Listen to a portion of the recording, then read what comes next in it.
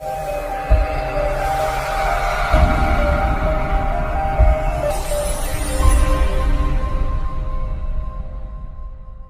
चलिए आज की वीडियो शुरू करते हैं। दोस्तों वीडियो शुरू करने से पहले मैं आपको एक बात बता दूं कि आपने अभी तक हमारे इस चैनल को सब्सक्राइब नहीं किया हो तो नीचे पर आपको ग्रीन बटन में सब्सक्राइब करके लिखा रहा होगा, इसके पर क्लिक कर लीजिए और साइड में नोटिफिकेशन बेल भी आएगा, उसको भी क्लिक कर लें ताकि आपको मिल सके हमारे अगले वीडियो की नोटिफिकेशन सबसे पहले और आप कुछ नया नया सीख सके। कुछ करिए नस नस मेरी खोले, हाय कुछ करिए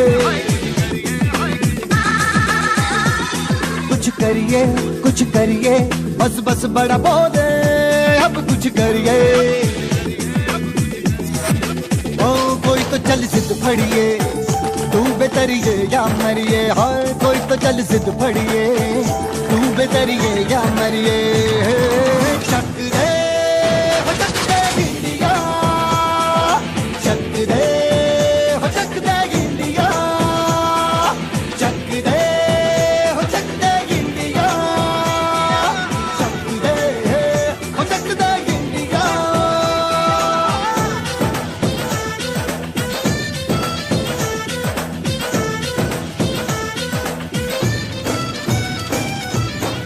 लड़ती पतंगों में भिड़ती उमंगों में। गुड मॉर्निंग विद्यार्थीओ। चैप्टर 7 પ્રત્યાવર્તી પ્રવાહમાં લાસ્ટમાં તમે ભણ્યા હતા ટ્રાન્સફોર્મર, જે ઉપકરણ વોલ્ટેજનો વધઘટ કરી શકતું હોય આ ઉપકરણને વ્યાપક રીતે ટ્રાન્સફોર્મર કહેવાય। ટ્રાન્સફોર્મરની જરૂરિયાત તમને સમજાવી હતી લાસ્ટમાં। એકવાર પાછો રિકોલ આપું છું કે પાવર સ્ટેશનથી ઉત્પન્ન થયેલો પાવર સેંકડો કિલોમીટર લાંબા કેબલ મારફતે ઉદ્યોગો, વસાહતો કે એગ્રીકલ્ચરમાં એટલે કે ખેતીવાડીમાં મોકલવામાં આવતું હોય છે। આ માટે તારનો પોતાનો લંબાઈ હોય અને લંબાઈ વધે તારની લંબાઈ હોવાની અને લંબાઈ વધે તો અવરોધ વધે અને અવરોધ વધે I²RT મુજબ ઉષ્માનો વ્યય થાય। I મૂલ્યનો પ્રવાહ R અવરોધમાંથી પસાર થાય તે સમય માટે H જેટલી ઉષ્મા ઉત્પન્ન કરે આપણે જાણીએ છીએ। હવે H/T એટલે પાવર છે, જેને કહેવાય I²R। તે હું રિકોલ આપું છું 2 મિનિટ માટે, જરા જોઈ।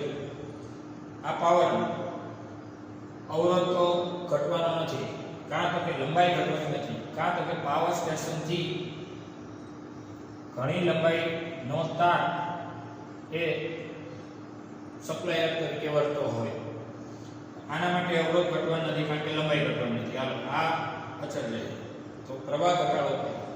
અહીંયા ઉત્પન્ન થયેલો પાવર અહીંયા સુધી પહોંચાડવા માટે પાવર બરાબર P બરાબર VI માં પાવર અચળ રાખવો હોય, પાવર અચળ, તેથી V = 1/I થાય।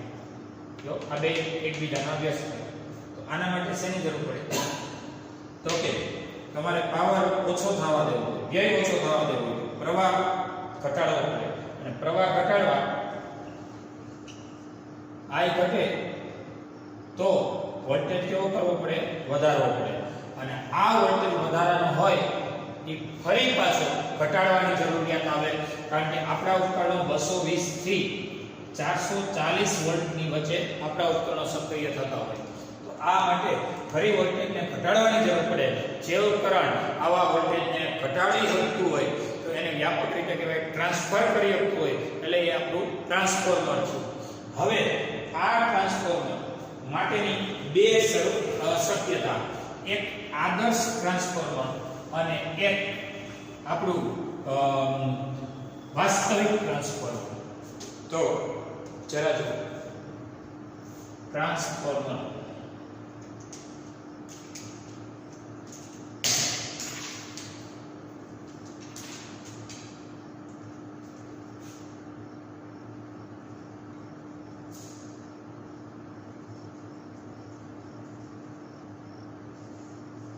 पहला ऑप्शन आदर्श, बीजो ऑप्शन वास्तविक। आदर्श एने कहेवाय जे ट्रांसफॉर्मर में पावर व्यय शून्य हो, पावर व्यय ज न थाय ઇનપુટ અને આઉટપુટ કેવો રહેતો હોય? અચળ રહેતો હોય, ક્યાંય વ્યય ન થતો હોય. તમે દાખલ કરો આ રીતે તમે ટ્રાન્સફોર્મરની જે કાંઈ આકૃતિ ભણી ગયા છો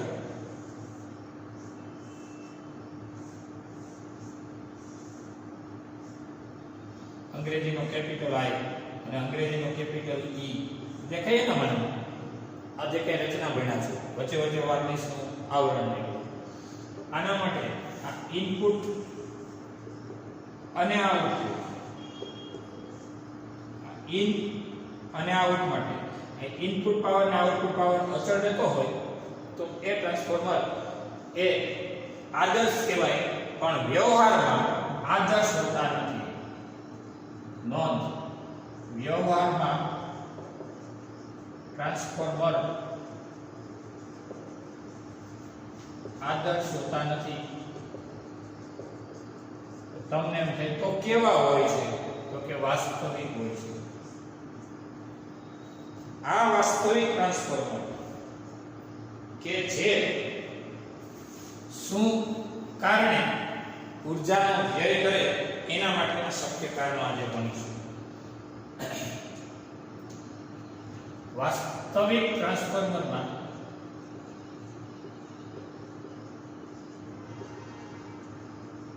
નીચેના કારણે ઉર્જાનો વ્યય થતો હોય છે.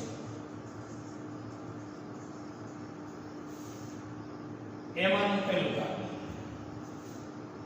એ છે ફ્લક્સ લીકેજ. ફ્લક્સ લીકેજ કોને ફ્લક્સ લીકેજ કહેવાય? ફ્લક્સ લીકેજ એટલે ફ્લક્સમાં ઘટાડો, ઇનપુટ અને આઉટપુટના ફ્લક્સના ફેરફારોમાં ઘટાડો. જે લીક શા માટે થાય છે? તો એના માટે ગર્ભની નબળી ડિઝાઇન. તમને મનમાં એમ થાય કે ગર્ભ એટલે શું? તો આપણે જે કેપિટલ આઈ અને કેપિટલ ઈ આકારની જે પ્લેટોની વચ્ચેનું જે આવરણ વિચાર્યું છે, જે તંત્ર વિચાર્યું છે એને ગર્ભ કહેવાય. અથવા તો અંગ્રેજીનો ઓ આકારનો અથવા તો બંધ ગાળો કે જે લોખંડ કે મિશ્ર ધાતુનું બનેલું હોય, ઊંચી પરમિએબિલિટી એટલે જેનો મ્યુ ઊંચો હોય. રેડી? તો આ એની ડિઝાઇન થઈ, એની આંતરિક રચના થઈ. ગર્ભની નબળી ડિઝાઇન અથવા ગર્ભમાં હવાનું સ્થાનાંતર.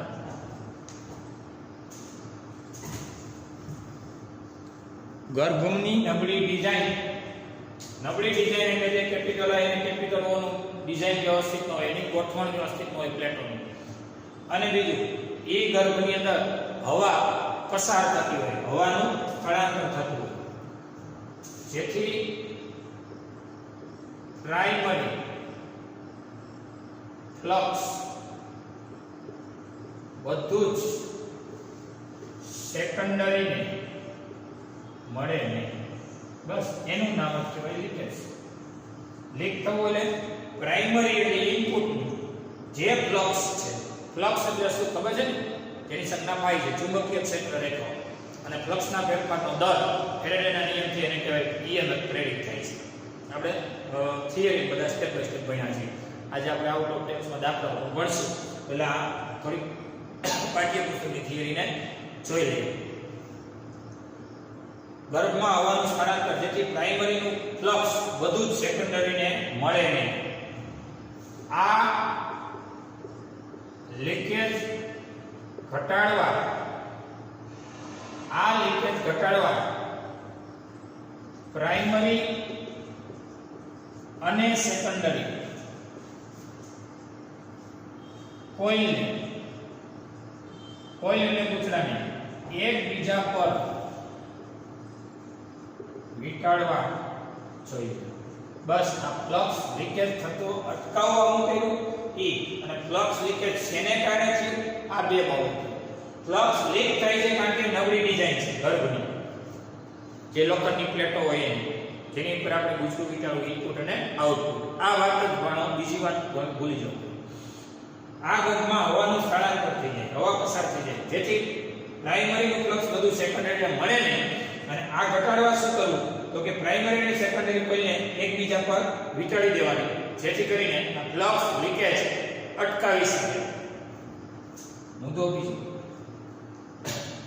અને એ છે વાઇન્ડિંગ નો અવરોધ.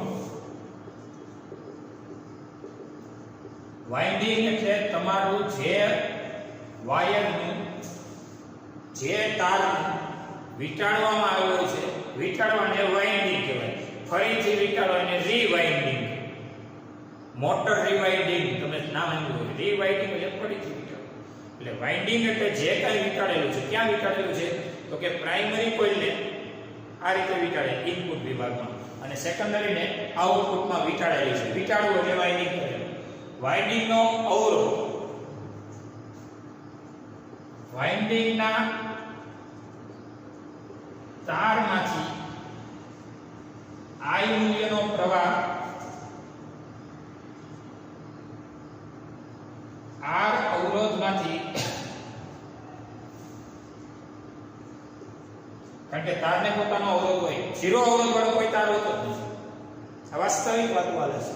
પછી કહેતા આદર્શ વાત તો થોડીક વાર જ છે, જે વ્યાપક છે. એટલે I મૂલ્યનો પ્રવાહ R અવરોધમાં પસાર થાય ત્યારે I2R મુજબ ઊર્જાનો વ્યય થાય. I2R મુજબ ઊર્જાનો વ્યય થાય. આ માટે વધારે પ્રવાહ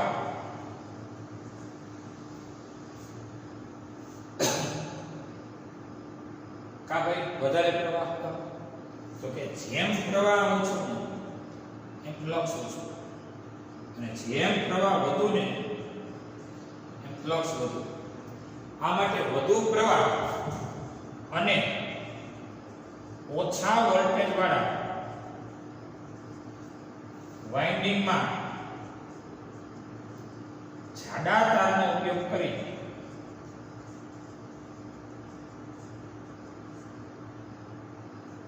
લઘુત્તમ વ્યય કરી શકીએ. વ્યય એટલે વેડફાય, એને વ્યય કહેવાય. શેની વ્યય? ઊર્જાનો વ્યય. લઘુત્તમ કરીએ ગયા કેવો કરીએ ગયા? ઓછો કરીએ ગયા. વેડફાય ઓછું ના માટે શું કરવાનું? જાડો તાર. કેનો? જે ગર્ભની અંદર આપણે ઇનપુટ અને આઉટપુટ કોઇલ વાપરી છે એમાં જાડો તારથી શું થાય તો કે આ R ચલે છે L અને R ચલે છે 1/A, એટલે કે R ચલે છે L/A. યાદ આવ્યું? એટલે કે R બરાબર ρL/A. આ ρ એ અવરોધકતા છે, L લંબાઈ છે, એ આ છેદનું ક્ષેત્રફળ છે, અને જાડો તાર વાપરો એટલે તારની જાડ છે વધુ હોય એમ અવરોધ થઈ જાય ઓછો, અને અવરોધ ઓછો થઈ જાય તો I2R મુજબ પ્રવાહ થઈ જાય ઓછો. વધુ પ્રવાહ ઉષ્મા સ્વરૂપે વ્યય કેવો થાય? ઓછો. એટલે વધુ પ્રવાહ મોકલવો હોય ને એ માટે જાડો તાર વાપરો. એ તો સામાન્ય બાબત છે. જે જગ્યાએ તમારે વધુ પાણી મોકલવાનું હોય ત્યાં પાઇપલાઇન મોટી રાખવાની. જે જગ્યાએ તમારે વધુ વાહનો પસાર કરવાના ત્યાં રસ્તો પહોળો રાખવાનો, નહીં તો અકસ્માતો થઈ શકે. જ્યાં વધુ વપરાશ હોય ત્યાં થોડીક વ્યવસ્થા સારી રાખવાની. સમજાય છે? એટલે વધુ પ્રવાહ મોકલવો હોય એ તાર માટે, વધુ પ્રવાહ એટલા માટે કે ફ્લક્સ સારું મળે અને પરિણામે સારું EMF મળે. ફ્લક્સના ફેરફારમાં દર એટલે d∅dt. એટલે વધારે પ્રવાહ અને ઓછા વોલ્ટેજ વાળા વાઇન્ડિંગમાં જાડા તારનો ઉપયોગ કરવાનો, જેથી લઘુત્તમ વ્યય થાય. લઘુત્તમ વ્યય એટલે ઓછામાં ઓછો વ્યય થાય. વ્યય એટલે વેડફાય ઓછો. એટલે વધુ પ્રવાહ પસાર કરવાના થાય એ તાર કેવો રાખવાનો? જાડો. જાડો એટલે કેવો? જેનો આડછેદ વધુ હોય. એટલે જેથી કરીને વાઇન્ડિંગનો અવરોધ ઉષ્મા સ્વરૂપે ઊર્જાનો વ્યય ઓછો કરે. અને આમી સિમ્પલ છે. તમારે કોઈ પણ ઉપકરણ હોય, અહીંયા તો ઠીક કોઈ પણ ઉપકરણ હોય ઇલેક્ટ્રોનિક, એની અંદર ઊર્જાનો ઉષ્મા સ્વરૂપે વ્યય ઘટાડવા માટે શું કરવાનું તો કે એક સારા મટીરીયલનો તાર વાપરવાનો. આપણે સામાન્ય રીતે કોપર વાઇન્ડિંગ હોય, કોપર એ એલ્યુમિનિયમ કરતાં સારું હોય, ઉષ્મા સ્વરૂપે વ્યય ઓછો કરે અને એની વાહકતા સારી. બીજું એમ કરવાનું, કોપરનો જાડો તાર વાપરી દેવાનો. ક્યારેય બળે નહીં વસ્તુ. જરૂરિયાત કરતાં ચાલુ રાખવાનું. તમે સામાન્ય રીતે ઉપકરણો તમને ખબર હોય તો ચાલુ કરો થોડી વાર ગરમ થાય પછી અંદરથી વાયર બળવા માંડે, વાયર પીગળવા માંડે ને એને પછી વાસ આવવા માંડે કે આની અંદર કંઈક બળે છે. એનું કારણ એ છે કે એની અંદરનો તાર પાતળો હોય અને પ્રવાહ વધુ જાય અને પાતળો તાર હોય, એટલે આડછેદ ઓછો હોય ને આડછેદ ઓછો હોય એટલે અવરોધ વધે એટલે I2R મુજબ ઉષ્મા સ્વરૂપે વ્યય વધે. એટલે આ એક મહત્વનો મુદ્દો છે. વાઇન્ડિંગના તારમાંથી I મૂલ્યનો પ્રવાહ, એટલે કે જે ઇનપુટ અને આઉટપુટ કોઇલ વીંટાળેલી હોય એમાંથી I મૂલ્યનો પ્રવાહ R અવરોધમાંથી પસાર થાય ત્યારે I2R મુજબ ઊર્જાનો વ્યય થાય. આ માટે વધારે પ્રવાહ અને ઓછા વોલ્ટેજ વાળા વાઇન્ડિંગમાં જાડા તારનો ઉપયોગ કરીને લઘુત્તમ વ્યય કરીએ છીએ. તાર વાપરવાનો જાડો તાર વાપરશો એટલે એની અંદરથી પ્રવાહ પસાર થશે, ઈઝીલી થઈ જશે, ઉષ્મા સ્વરૂપે વ્યય કેવો થાય? ઓછો થાય. જોઈએ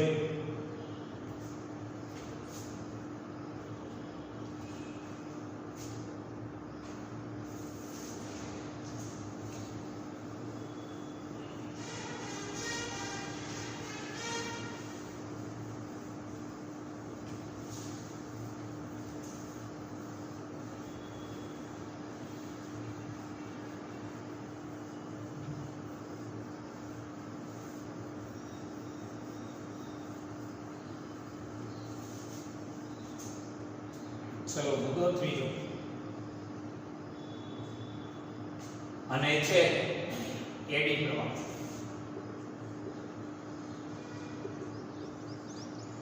એડી પ્રવાહ જેનું નામ છે ઘુમરી પ્રવાહ. એડી પ્રવાહ તો ભણ્યા છો ચેપ્ટર 6 માં.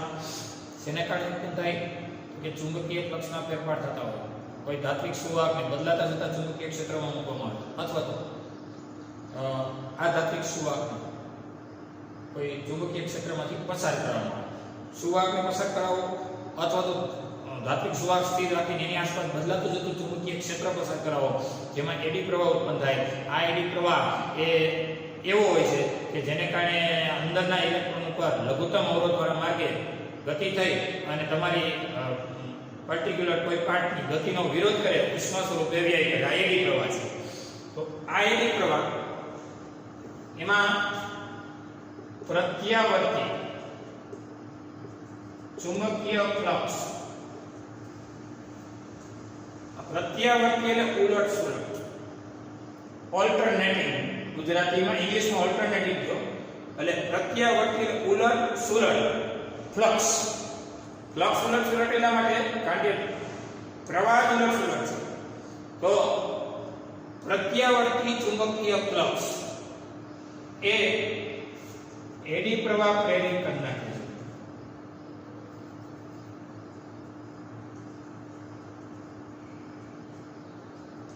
જેથી ઉષ્મા ઉત્પન્ન થાય છે. ચુંબકીય ફ્લક્સનો ફેરફાર, પ્રત્યાવર્તી ચુંબકીય ફ્લક્સ એટલે ચુંબકીય ફ્લક્સનો વધઘટ, એડી પ્રવાહ પ્રેરિત કરી નાખે જેથી ઉષ્મા ઉત્પન્ન થાય. હવે ટ્રાન્સફોર્મરના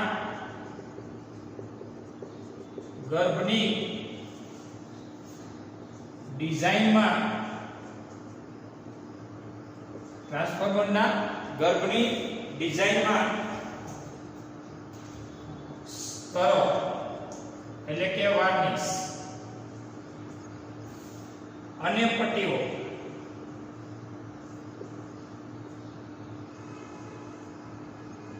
દ્વારા એડી પ્રવાહ ઘટાડી શકાય. બસ ઘટાડવાના ઉપાયો જેથી ઉષ્મા સ્વરૂપે તમારા ટ્રાન્સફોર્મરમાં વ્યય ન થાય. એટલે ઇનપુટ પાવર અને આઉટપુટ પાવર લગભગ અચળ રહે. આ અચળ રાખવાનો ટ્રાય કરી છે. 100% અચળ નો એ કાંઈ નહીં, પણ ખોટો ઉર્જાનો વ્યય ન થાય આ પ્લાન ચાલે છે. પ્રત્યાવર્તી ચુંબકીય ફ્લક્સ એટલે કે બદલાતું જતું ચુંબકીય ફ્લક્સ એડી પ્રવાહ પ્રેરિત એડી પ્રવાહને લીધે ઉષ્મા ઉત્પન્ન થાય. ઉષ્મા ઉત્પન્ન થાય એટલે ટ્રાન્સફોર્મરનો ગર્ભ ભાગ ગરમ થાય. આ ટ્રાન્સફોર્મરના ગર્ભની ડિઝાઇનના સ્તરો વચ્ચે પ્લેટો મૂકવામાં આવે અથવા પટ્ટીઓ મૂકવામાં આવે અથવા એને વાર્નિશ જેવા સ્તરોથી અલગ કરવામાં આવે જેથી કરીને એડી પ્રવાહ ઘટાડી શકાય. કારણ કે એક સ્તર પછી વાર્નિશ, વળી કેપિટલ I વાર્નિશ, વળી કેપિટલ E વાર્નિશ, જેથી કરીને એડી પ્રવાહ એક પર્ટિક્યુલર એકાદી પ્લેટ પૂરતો જ ઉષ્માનો વ્યય કરે, સમગ્ર તંત્ર દ્વારા ઉષ્માનો વ્યય બચાવી શકાય. આ એડી પ્રવાહ છે. એડી પ્રવાહ ઘટાડવા માટેની આ પ્લાન છે, જેથી ઉષ્મા સ્વરૂપે વ્યય ઓછો થાય. ત્યાર પછી છેલ્લો અને અગત્યનો મુદ્દો, અને એ છે હિસ્ટેરિસિસ.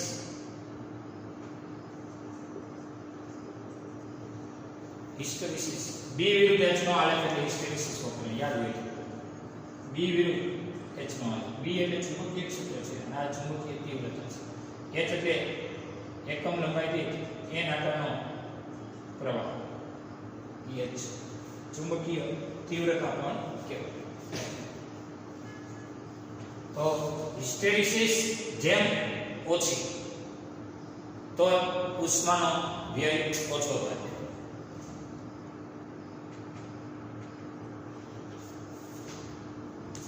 આ ચુંબકીય ક્ષેત્ર પ્રત્યાવર્તી એટલે બદલાતું જતું ચુંબકીય ફ્લક્સ ને લીધે ગર્ભનું ચુંબકીકરણ એટલે કે ગર્ભની અંદર મેગ્નેટાઇઝેશન થઈ જાય. ચુંબકીકરણ વારંવાર ઉલટાઈ જાય છે. આથી ઓછા હિસ્ટેરિસિસ દ્રવ્યનો ઉપયોગ કરી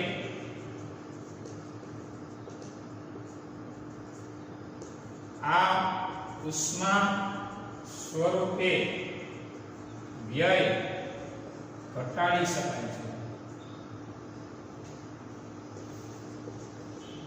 ઉષ્મા સ્વરૂપે દર વખતે વ્યય ઘટાડવાનો પ્લાન છે. આમાં પ્રત્યાવર્તી ફ્લક્સ એટલે બદલાતું ફ્લક્સ ને જે ગર્ભનું ચુંબકીકરણ થાય અને વારંવાર ઉલટાઈ જાય. ચુંબકીકરણ વારંવાર ઉલટાઈ જાય એટલે ઓછા હિસ્ટેરિસિસ દ્રવ્ય એટલે આ રીતે હિસ્ટેરિસિસ સાયકલ આકડી હોય. અને જે પદાર્થની હિસ્ટેરિસિસ સાયકલ સાંકડી હોય આ પદાર્થ સોફ્ટ ફેરોમેગ્નેટિક, હાર્ડ ફેરોમેગ્નેટિક અને સોફ્ટ ફેરોમેગ્નેટિક.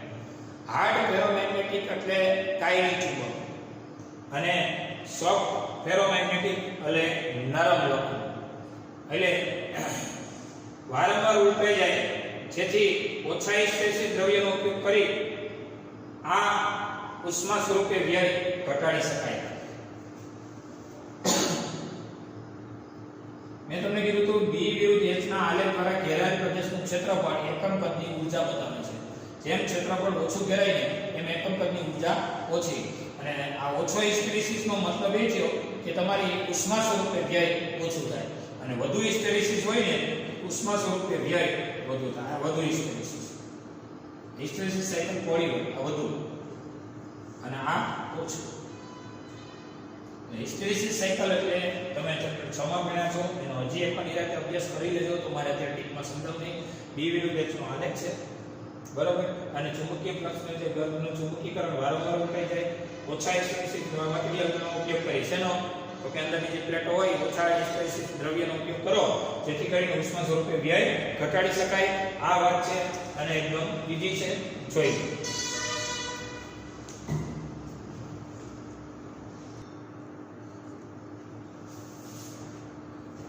ચાલો જો એક્સ્ટ્રા ક્વેશ્ચન ટ્રાન્સફોર્મર માટે.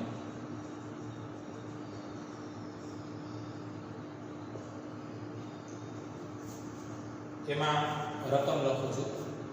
જો એક આદર્શ સ્ટેપ અપ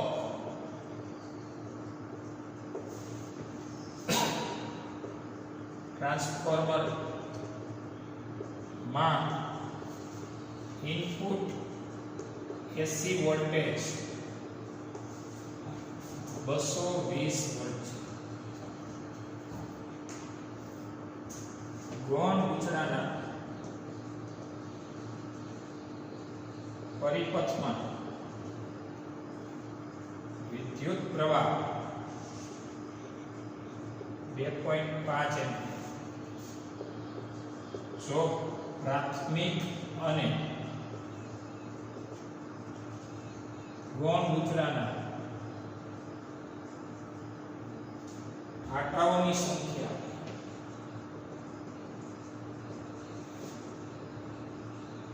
નો ગુણોત્તર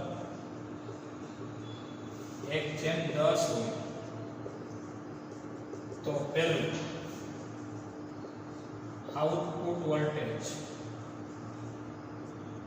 બીજું પ્રાથમિક બુચડામાં વિદ્યુત પ્રવાહ,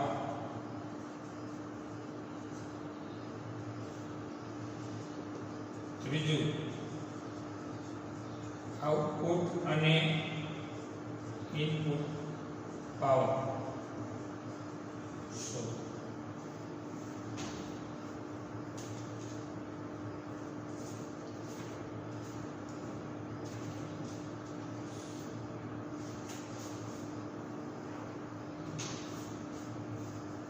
ચલો આપણે જોઈએ છીએ V એટલે કે વોલ્ટેજ ચલે છે આટાની સંખ્યા અને પ્રપોર્શનલ ટુ 1/1 પ્રવાહ.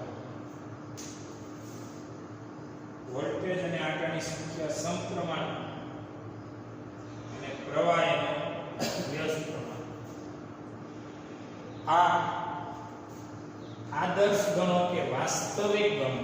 આદર્શ એટલે 100% ઊર્જાનો વ્યય ન થતો, એટલે 100% એટલે ઉષ્મા સ્વરૂપે વ્યય ન થતો હોય, 100% પાવર મળતો હોય, આદર્શ છે જે વ્યવહારમાં હોતા નથી. આપણે વાત કરી લાસ્ટમાં. તો આજે લખ્યું એ આવું બતાવે છે કે વોલ્ટેજના છેદમાં વોલ્ટેજ, આટાના નંબર છેદમાં નંબર, અહીંયા પ્રવાહના છેદમાં પ્રવાહ. આપણી પાસે બે ઓપ્શન છે, ઇનપુટ અને output. Primary voltage, secondary voltage. આ બે સમપ્રમાણમાં છે. આના પ્રાઇમરીના આટા અને સેકન્ડરીના આટા. જ્યારે આ ને આ વ્યસ્ત પ્રમાણમાં છે. અહીં પ્રાઇમરી છે તો નીચે પ્રાઇમરી, સેકન્ડરી નીચે છે તો અંશમાં સેકન્ડરી. સંદર્ભ સૂત્ર આ યાદ રાખવાનું છે, જે તમારે સાબિતીમાં થઈ ગયું છે. પાઠ્યપુસ્તકના પેજ નંબર 261 માં તમે ભણી ગયા છો. પેજ નંબર 261 પાઠ્યપુસ્તકમાં, જેમાં તમે આ રિલેશન ભણી ગયા છો. ટૂંકમાં સૂત્ર સાબિત કરી ગયા છો. આપણે લેક્ચર ભણાવી દીધું છે એમાં સાબિતી. આપણો પ્રશ્ન એ છે કે આઉટપુટ વોલ્ટેજ, પ્રાથમિક ઉર્જા પ્રવાહ, આઉટપુટ ને ઇનપુટ પાવર શોધો. જોઈએ ખાસ કરીને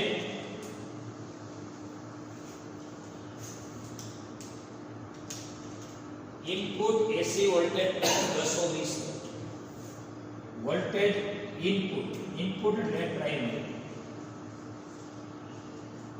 પ્રાઇમરી હોય ઇનપુટ અને આઉટપુટ હોય સેકન્ડરી. ગૌણ બુચડાના પરિપથમાં પ્રવાહ 2.5 એમ્પિયર પ્રવાહને આ કહેવાય. અને ગૌણ એટલે સેકન્ડરી. ગૌણ એટલે સેકન્ડરી. પ્રાથમિક અને ગૌણ બુચડાના આટાની સંખ્યાનો ગુણોત્તર. આટાની સંખ્યાને કહેવાય n ના છેદમાં m. પ્રાથમિક ને પ્રાઇમરી અને સેકન્ડરી s. પ્રાથમિક અને ગૌણ, પ્રાઇમરી અને સેકન્ડરી ના આટાની સંખ્યાનો ગુણોત્તર 1/10 છે. પહેલો પ્રશ્ન, આઉટપુટ વોલ્ટેજ શોધો. વોલ્ટેજનો v અને આઉટપુટ એટલે સેકન્ડરી. ઇનપુટ હોય ને મિત્રો એ પ્રાઇમરી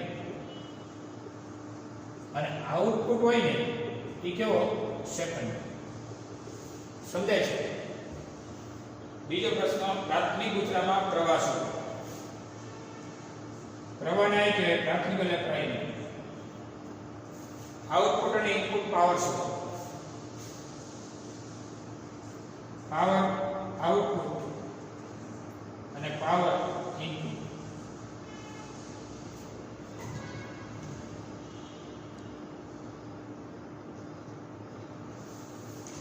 તો મિત્રો એકદમ ઈઝી છે. આઉટપુટ વોલ્ટેજ પૂછાણ તમને અને ઇનપુટ વોલ્ટેજ આપેલા છે. વોલ્ટેજ અને આંકડાની સંખ્યાનો રિલેશન આવી ગયો. વોલ્ટેજ એટલે આંકડાની સંખ્યા. પહેલો મુદ્દો આદર્શ ટ્રાન્સફોર્મર માટે શું વોલ્ટેજ ચલે છે આંકડાની સંખ્યા, એટલે કે વોલ્ટેજ અહીંયા આંકડાની સંખ્યા.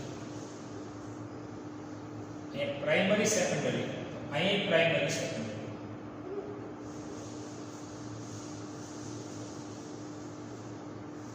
તો તમારે જોઈએ છે સેકન્ડરી વોલ્ટેજ Vs અને આમ અને આમ Vp Ns by N સમજાય છે. અને આમ દો આ બે ગુણાકાર છે 9. તો Vs બરાબર Vp કેટલું પ્રાઇમરી વોલ્ટેજ કેટલું 220 નંબર સેકન્ડરી ના આંકડા કેટલા તો પ્રાઇમરી અને સેકન્ડરી ના ગુણોત્તર 1:10.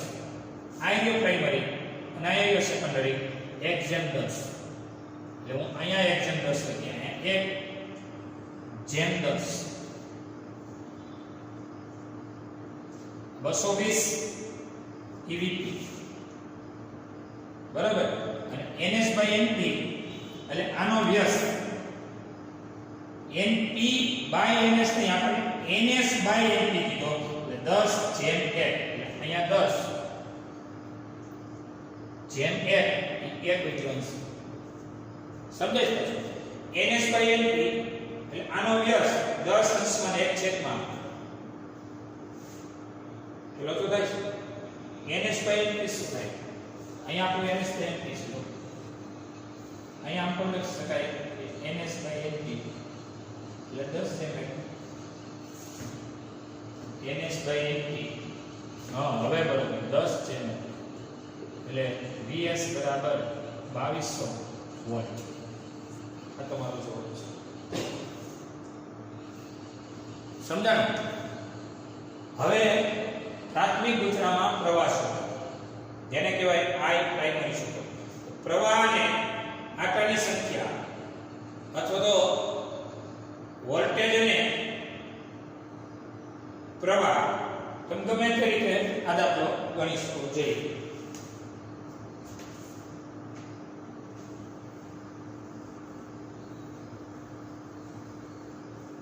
મહત્વનો રિલેશન આ છે.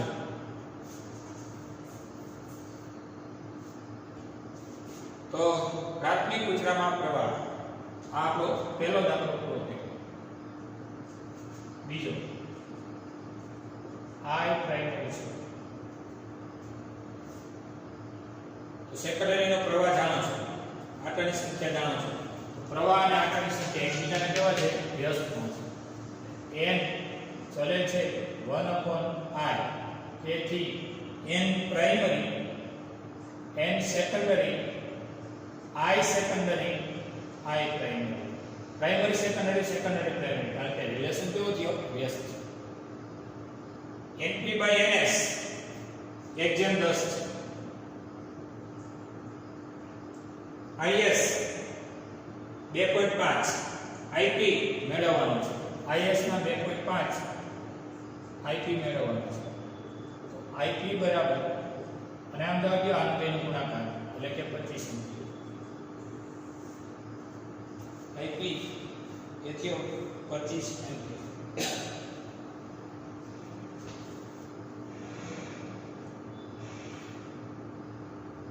આ દાખલો ગણવા માટે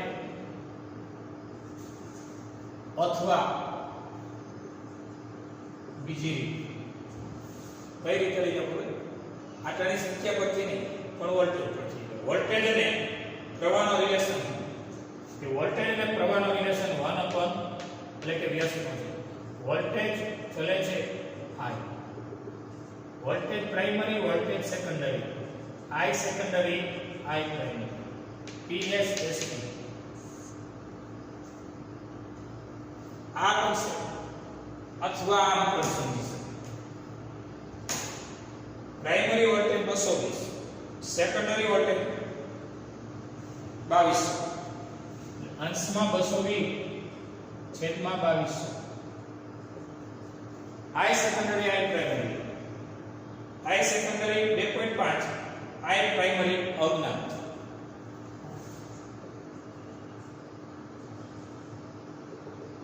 એક એક કેન્સલ. 22 10, આ બે ગુણાકાર, આ બે ગુણાકાર, આ થયો લાઈન, આનો આને એક ગુણાકાર એટલે 25. હવે જો 25 એમ્પિયર, આ જો 25, આ 25. એનો મતલબ એ થયો કે તમે આ રીત ગણો કે આ રીત ગણો, આ રિલેશન મહત્વનું છે, બાકી ફટાફટ થઈ ગયું.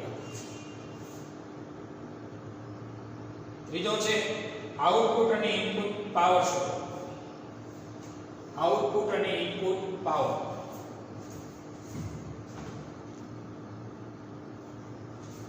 ચલો જો ત્રીજો દાખલો. પાવર ઇનપુટ, પાવર નું સૂત્ર થાય VI, P બરાબર VI. ઇનપુટ વોલ્ટેજ ને ઇનપુટ પ્રવાહ એટલે ઇનપુટ પાવર થાય. અને ઇનપુટ એટલે પ્રાઇમરી, તો આ પ્રાઇમરી અને આ પણ પ્રાઇમરી. પ્રાઇમરી વોલ્ટેજ અને પ્રાઇમરી પ્રવાહ. પ્રાઇમરી વોલ્ટેજ 220 અને પ્રાઇમરી પ્રવાહ એટલે 25, એટલે 220 ગુણ્યા 25. તો હવે કેટલો થાય છે?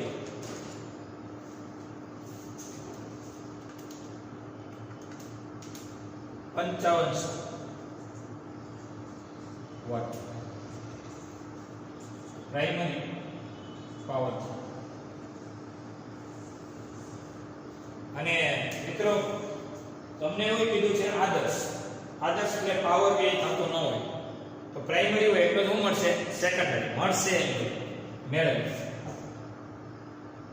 હવે પાવર સેકન્ડરી, પાવર નું સૂત્ર થાય VI, સેકન્ડરી P બરાબર VI. સેકન્ડરી વોલ્ટેજ ને સેકન્ડરી પ્રવાહ. V સેકન્ડરી કેટલો છે? કે V સેકન્ડરી 2200 અને I સેકન્ડરી 2.5. અહીંયા 2200 અને 2.5. તો હવે જો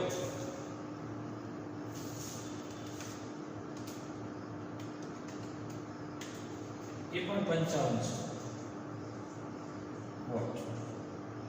આ સેકન્ડરી પ્રવાહ, સોરી પાવર, એટલે પ્રાઇમરી પાવર એટલે સેકન્ડરી પાવર. એટલે જો 5500, અહીં 5500, અને નામ કેવું રાખ્યું? આદર્શ ટ્રાન્સફર. સમજાય ને?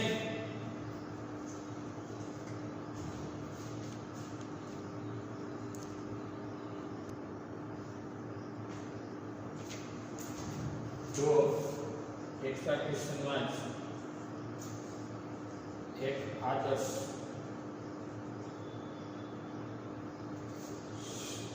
અપ ટ્રાન્સફોર્મર માં ઇનપુટ વોલ્ટેજ 110 વોલ્ટ તથા ગૌણ ગુજરાતમાં 10 એમ્પિયર પ્રવાહ હોય છે. જો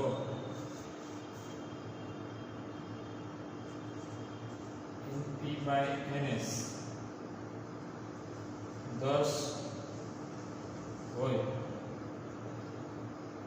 ટ્રાન્સફોર્મેશન ગુણોત્તર NP એટલે કે number of primary by number of secondary 10 હોય, તો આઉટપુટ વોલ્ટેજ બીજું પ્રાથમિક કચરામાં વીજ પ્રવાહ અને ઇનપુટ પાવર તથા આઉટપુટ પાવર શોધો. શું કહે છે? ઇનપુટ વોલ્ટેજ એટલે વોલ્ટેજ સફિક્સમાં પ્રાઇમરી. ગૌણ ગુજરામાં પ્રવાહ 10 એમ્પિયર. પ્રવાહ ગૌણ એટલે સેકન્ડરી.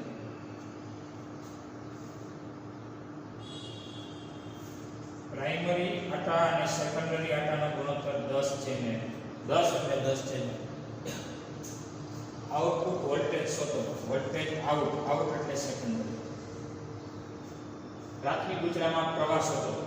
પ્રવાહ એટલે I. પ્રાથમિક એટલે પ્રાઇમરી. ઇનપુટ પાવર અને આઉટપુટ પાવર શોધો. પાવર ઇનપુટ એટલે પ્રાઇમરી નો, પાવર આઉટપુટ એટલે સેકન્ડરી નો. આ વાત છે આપણે જાણીએ છીએ V ચલે છે, N ચલે છે 1/R. આ કોરિલેશન છે. રેડી? હવે આટાની સંખ્યા રે વોલ્ટેજનો રિલેશન જાણો છો. વોલ્ટેજના આટાની સંખ્યા એટલે વોલ્ટેજ ચલે છે વોલ્ટેજ ચલે છે આટાની સંખ્યા. તેથી primary voltage, secondary voltage, primary આટા અને સેકન્ડરી, પ્રાઇમરી સેકન્ડરી સમ કરવાનું છે. સેકન્ડરી વોલ્ટેજ સમ. હવે સેકન્ડરી વોલ્ટેજ અને આમ Vp NS by NP. Vp NS by NP Vs સૂત્રનો પ્રકાર એટલે Vs બરાબર Vp 110 NS by NP. એટલે આનું જો NS by NP શું થશે તો કે આનો વ્યસ્ત થશે 1/10 થશે. NS by NP શું થશે 1/10. આ રહ્યો NS by NP 1/10. આ બે કેન્સલ થાય એટલે એ થાય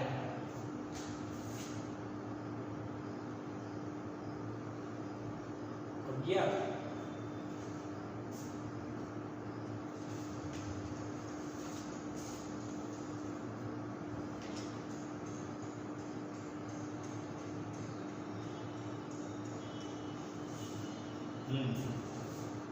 એક લોચો છે. આ ગુણોત્તર આપેલો છે. સોરી, NS by NP 10 આપેલો છે.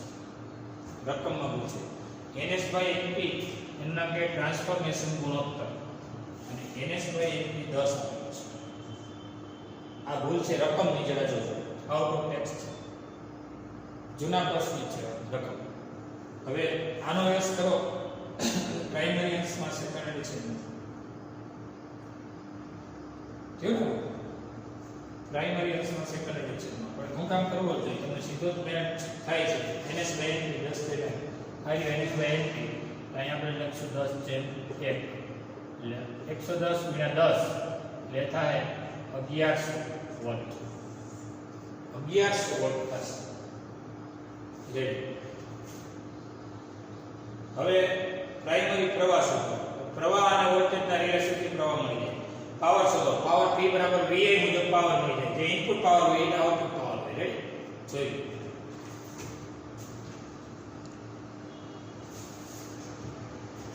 પ્રાઇમરી પ્રવાહ આવી જાય ને આ બેના રિલેશન આપેલો છે ગુણોત્તર.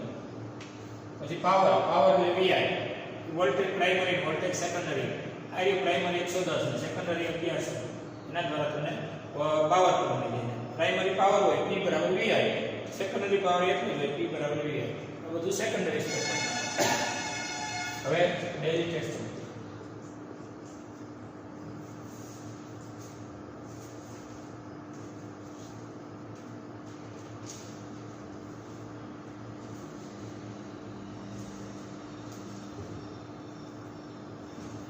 વાસ્તવિક ટ્રાન્સફોર્મરમાં કયા કારણે જનો વ્યય થયો? આદર્શની કારમાં જનો 4 માં. બીજું ટ્રાન્સફોર્મર 100 વિસ્તાર ભલે પર આવી ગયું રેડી અહીંયા પર લેક્ચર પૂરો થશે.